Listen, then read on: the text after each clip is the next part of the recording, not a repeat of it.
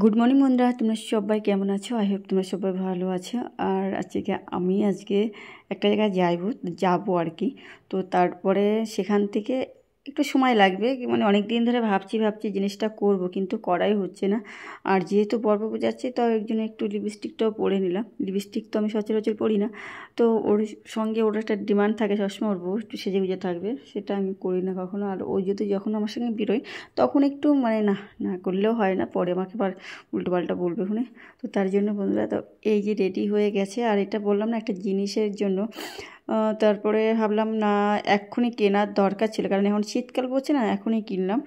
আর এই যে দেখো, পরে আমি ড্রেসটা চেঞ্জ করে নিয়েছিলাম। ড্রেসটা চেঞ্জ করেছি কারণ আছে, লিপস্টিকটি সবই তুলে দিয়েছিলাম, ভাবলাম না ওই দিনকে পাল্টে গেছিলো, তো তারপরে লিপস্টিকটা চেঞ্জ করে নিলাম, তারপর ড্রেসটাও চেঞ্জ করলাম।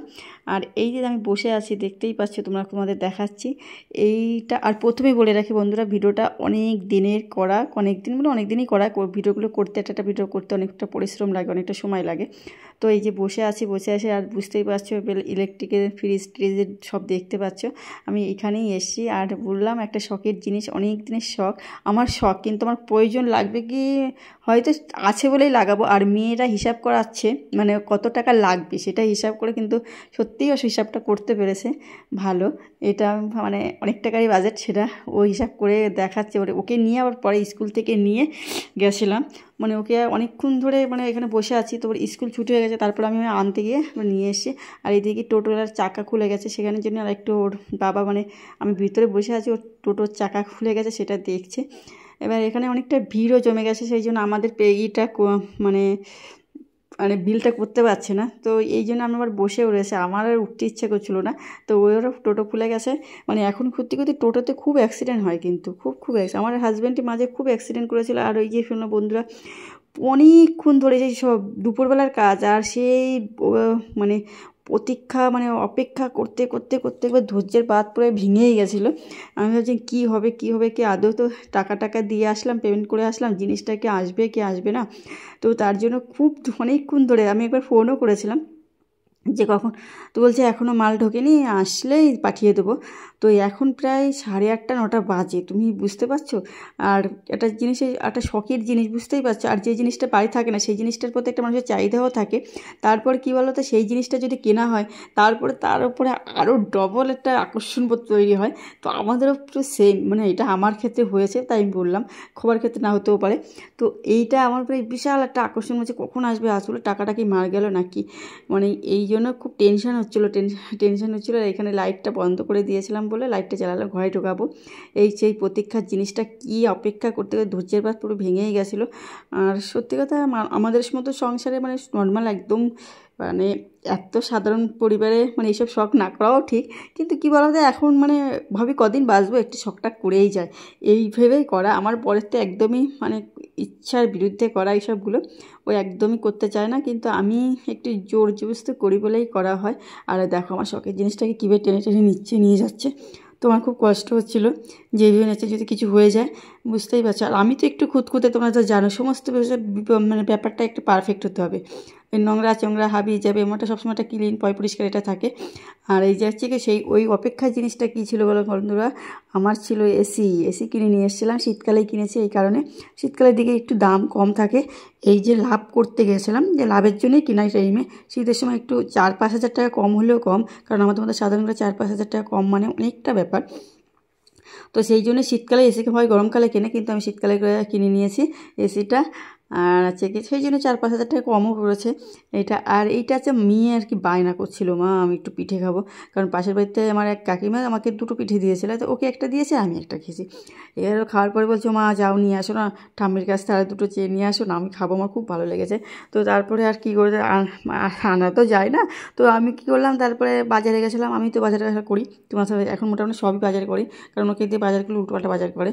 তো তার জন্য আমি করাই না। তারপরে এই যে চালের গুঁড়ে, এবার চাল আমি কুটিই নি, প্রতিবার দেখো আমি চালের ঢেকে পাচ্ছি চালই করছি সেটা দেখাই, কিন্তু এবার আমি করিই নি। তো অনেকগুলো পিঠে করেছি, ওর বাবা সন্দেশ কিনে নিয়ে এসেছিলো আর আমি সন্দেশ দিয়েই করছি, কারণ চালের সত্যি কথা বলতে চালের মানে নারকেলটা এখন কম, আর আমি ওই বাড়িতে এখন অনেক দিন যাওয়া হচ্ছে না। তো বন্ধুরা এই যে এই ভিডিওগুলো সত্যি হতে বলতে দেখো এক টুকরো টুকরো ভিডিও, তোমরা যদি দেখো মানে এটা হচ্ছে কি সত্যি কথা আমার ভিডিওর মেমোরিটাকে ক্লিয়ার করার জন্যই করা, কারণ একটা ভিডিও করতে গেলে অনেক পরিশ্রম করতে হয়, তো তার জন্য। আর এইটাই সত্যি কথা এখানে আসার একটা সৌভাগ্যের ব্যাপার, এই কারণে এখানে আমাদের এইখানে বনগাঁতে টাউন হলে 18 দিন কীর্তন হয়। এই জিনিসটা আমরা আগে কী করতাম, এসে ফট করে বসে চলে যেতাম, আর এই গঙ্গাবরণের উৎসবে আগে আমরা তো বুঝতেই পারতাম না কবে কী কখন কী হয়, নিয়ম টিয়ম কিছু জানি না। এই মেয়ের এই সৌজন্যে এই 3-4 বছর ধরে এই জিনিসটা আমি করতে পারছি, তো খুবই ভালোই লাগে গঙ্গাবরণে যেতে পারি। এটা একটা এখানকার একটা, আর আমার বান্ধবী তো বলে আগে যেমন আমরা এসে কী করতাম বলে কুকুরের মধ্যে পেছনে বসে টসে চলে যেতাম, আর মেয়েদের সৌজন্যে সৌবাদে আমাদের এখন অনেক জায়গায় সত্যি কথা রেসপেক্ট মিলে।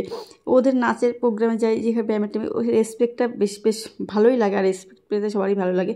মানে এই জিনিসটার জন্য আমার খুব ভালো লাগছে। এই যে চললাম আমরা গঙ্গাবরণে, বন্ধুদের তোমাদের বলেই দিলাম যে টুকরো টুকরো করে করা ভিডিওটা। আমি প্রথম যা মানে এই আমাদের টিমের মধ্যে 2জন মানে প্রতি বছর সবাই যাই বলে এবার বলছি লেটে করে এসছে, মানে যাবে না গঙ্গাবরণে, কিন্তু আমার এই দিকে পুজোর দিক দিয়ে আমি তো রিচুয়ালটা মানতেও ভালোবাসি। তো এখানে প্রায় 45-1 ঘন্টা লাগে এই গঙ্গাবরণে, এখন অনেক নিয়ম টিয়ম থাকে, তো এখানে অনেক মানে প্রভুজিটি যারা আসে তারাই এইসব নিয়ম টিয়মগুলো করে। তো আমরা এখানে বসে রয়েছে, আর এই টাইমটা খুব রোদও থাকে, খুব রোদ, এখানে দাঁড়িয়ে রয়েছি। তো একটু ভাবলাম একটু ভিডিওই করি না। আর এই নতুন ফোনটা তখন নিয়েছিলাম, আর এটাও সত্যি মানে নতুন ফোনে তখন ক্যামেরাটা না এখনও মোটামুটি আমাদের বলি যে তোমার ক্যামেরাটা এখনও ভালো হয়নি। দেখো রাতে যে বিশেষ ছবিগুলো কেমন কালোই এসেছিলো পুরো। তো এইগুলো আমার স্মৃতি হিসেবে ধরে রাখা বন্ধুরা বলতে পারো, কারণ আমার সত্যি কথা ইউটিউবে কবে আদৌ সাকসেস পাবো কি না আমি জানি না, হয়তো পাবোও না, কারণ সত্যি কথা বলতে আমার সেইভাবে ভিউজও হয় না, তারপরে ওয়াচ টাইমও বাড়ে না, আর সাবস্ক্রাইবার মানে যারা হয়তো দেখে একটু ভালো লাগে করে দিয়ে চলে যায়, তারপরে অ্যাক্টিভ সাবস্ক্রাইবার না, এর জন্য আমার সমস্যা হয় বিষয়ে। তো এই যে এখানে কীর্তন হয়েই যাচ্ছে, তো এই যে চলে এসেছিলাম যে কাজের জন্য, সেই কাজ হচ্ছে মেয়ের নাচের প্রোগ্রাম। এখানে তো মেয়ে আর মেয়েকে সাজিয়ে দিয়েছি, আমি সাজিয়ে নিয়ে এসেছিলাম কিছুটা, তো এখানে এসে আবার একটু সাজিয়ে দিয়েছে। আর এই যে নাচের প্রোগ্রাম চলছে, এখানে 2টো নাচ করেছিল, আর সবথেকে মানে লেটেস্ট হয়েছে ও আছে একটা নাচে ছেলে সাজার কথা ছিল, আমি সেই ড্রেস নিয়ে এসেছি। ওকে কী করেছে আবার পরে সেই মেয়ের ড্রেস আর খুলতে হয়নি, চেঞ্জ করতে হয়নি, এবার ওই দেখে করেছে নাচটা। এটা হচ্ছে সবথেকে লেটেস্ট, মানে ও নাচের যে প্র্যাকটিস করেছে সেই নাচের কিছুই করেনি, অন্য নাচ ওকে করতে হয়েছে, বুঝতে পারছো। Hello friends, welcome to my channel. আমি দাদা চলে এসেছি একটি নতুন ব্লগ নিয়ে। বন্ধুরা আই হোপ তোমরা সবাই মানে এতটা মানে ভালো আছো। আর আমি এতটা বলতে গেলাম কেন, মানে এতটা বিজি ছিলাম যে ভিডিও করতে পারিনি, মাথার তিলক টানান দেখতেই পাচ্ছ, মানে এতটা বিজির জন্য আমি মানে ভিডিও করতে পারিনি, মানে যেতে হবে খুব তাড়াতাড়ি, তখন ভিডিও করতে পারতে এসে এখন প্রায় 2টো বাজে, গেছিলাম 10টার আগে। তো মেয়ের আজকে প্রোগ্রাম ছিল, সেখানে গেছিলাম।